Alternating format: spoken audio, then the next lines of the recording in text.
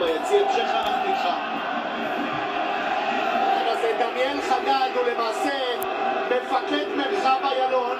הוא ניגש לפני המשחק ואמר לשופט אורל גרינפלד, תשמע, אני מקבל כאן את האחריות. אם יש הדלקה של אבוקות ביציע, בין אם זה לא נזרק לכר הדשא ובין אם זה רק ביציע, אתה עוצר את המשחק רק שאני מנחה אותך אחרת. שינו זוארץ מאוד לא אוהב את זה. הוא פונה לאיתמר בן גביר ואומר לו, אם זה ביציע אפשר לשחק, וכמו שאתה רואה חזרנו לשחק כדורגל. וטוב שכך. תודה רבה שכה.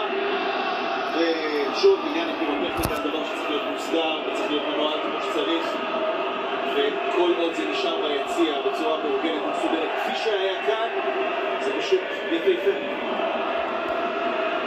בסיטואציה אחרת זה יכול להיות סכנת חיים, ועל כן צריך להסדיר את הדבר הזה. אז הנה המשחק מתחדש, שאנחנו 2 דקות משריקת הפתיחה. מניה יוביסביץ', הבלם של בני ריינה, מחזיק הגביע.